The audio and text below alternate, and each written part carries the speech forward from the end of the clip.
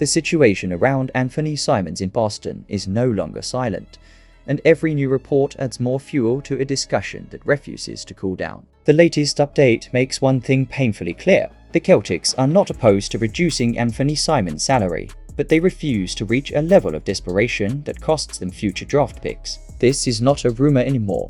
This is a deliberate stance from the front office, and it raises an uncomfortable sense of urgency around the 26-year-old guard. Before we continue, if you want to stay ahead of every breaking development about the Celtics, hit the like button, subscribe and click the hype button right now to support the channel. The story started back in July, the moment Simons arrived from the Portland Trail Blazers through the Jrue Holiday deal. The move already signaled a clear financial strategy, a cost-cutting chess match built to drive Boston below the second salary apron. The idea of immediately rerouting his $27 million salary to relieve even more pressure made perfect sense on paper. Simons had chances to land in Brooklyn or Milwaukee before the season tipped off, and those contacts were real. Discussions were made, scenarios were drafted, and nothing came out of it. Fast forward, and he is still wearing green as the season crosses its first quarter.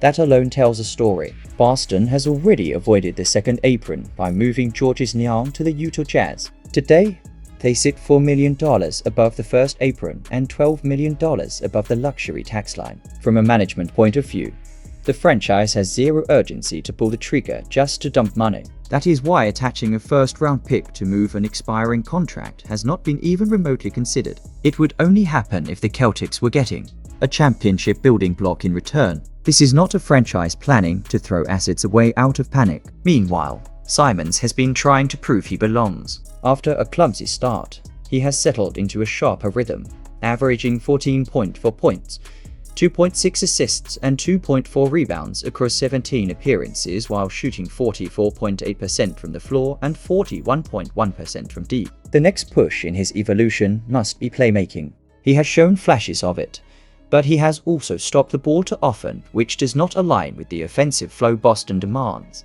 This is where everything gets truly interesting and a lot more tense. Simons is playing better, but the financial puzzle is still there. Boston can keep him and hope he becomes a valuable scoring weapon, or they can move him if a new opportunity rises. The only thing off the table is paying a premium to make him disappear. So now, the real question stands, and the clock is ticking. If Simons continues improving and becomes a key contributor, does Boston keep him and absorb the cost?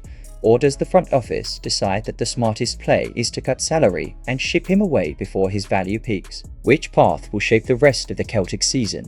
The conversation inside Boston has shifted from excitement to concern, and there is one name sitting right in the center of all the speculation: Sam Hauser. As December approaches, multiple voices around the league insist that the forward must be placed on the Celtics trade block. After 17 games, the team is floating around the 500 mark, far from the championship level fans expected. Without superstar Jason Tatum and after heavy off-season losses, the Celtics are no longer built to reach the same heights in the immediate future. The logic is simple and direct. If this is not a title campaign, Boston should shift focus to saving money and developing its young core. That is where the Sam Hauser situation becomes impossible to ignore. Hauser's journey in Boston has been marked by highlights: elite catch-and-shoot work, reliable spacing, and credible defensive moments of the bench. He was a real contributor on the 2024 championship roster and earned a 4-year contract extension worth $45 million, a deal that brought higher expectations and greater responsibility. The problem is clear: without the star power that once surrounded him, Hauser has not expanded his game. His playmaking sits at a career-high 1.4 assists, but the impact stops there. Only 3.4 rebounds, 0.5 steals, barely any scoring inside the arc. Only 14 made shots inside the paint and only 4 free throws this season. Even from deep, the one area where he separated himself, his production has dipped to 34% on 5.9 attempts and just 6.6 points per night. The numbers support the eye test. Hauser has not evolved. This is where the urgency intensifies, because despite his struggles, his contract remains extremely team-friendly.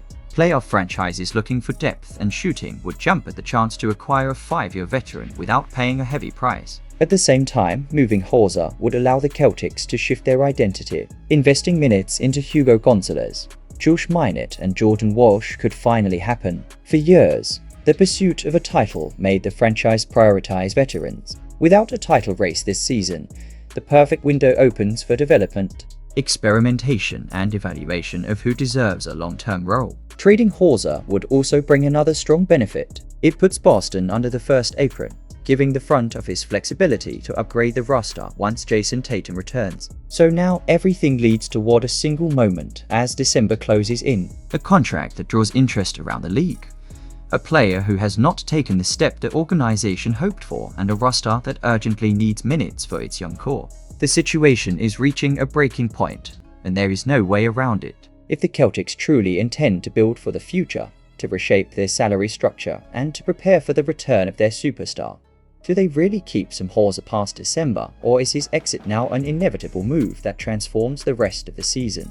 The Boston Celtics entered the off-season with one mission in mind: fix the depth at center and fix it fast. After the departure of Kristaps Porzingis through trade and Al Horford leaving in free agency, the roster suddenly had a clear weakness in the paint. That is what led to one specific target who immediately caught the attention of Brad Stevens and the front office: Jaron Sharp, a 2021 first-round pick, young, physical, productive, and seen as a natural fit for the system.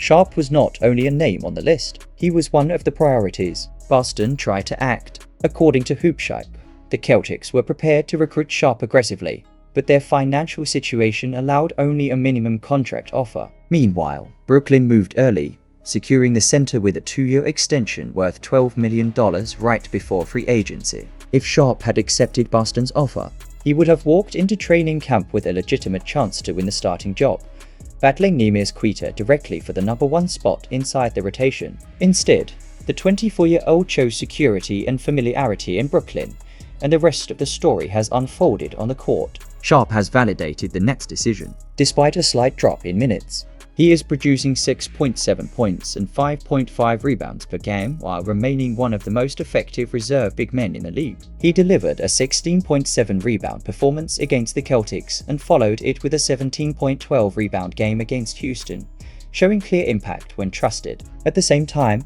both Brooklyn and Boston have suffered early season inconsistency, sitting 10th and 13th in the Eastern Conference. Two franchises in need of stability.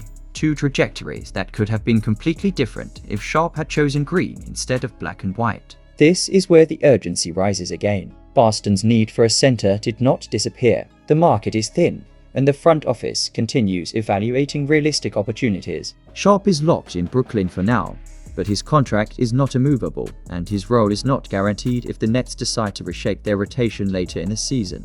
The Celtics need rebounding, rim protection, and physicality, and Sharp checks every box. The question is simple and dramatic as December approaches. If the Nets start listening to offers, will Boston step in again and make a push to bring Daron Sharp to TD Garden? And if they do not, how long can the Celtics survive without a true anchor in the middle? If you want to stay on top of every breaking update and every move Boston might make, hit the like button, subscribe to the channel, and click the hype button right now.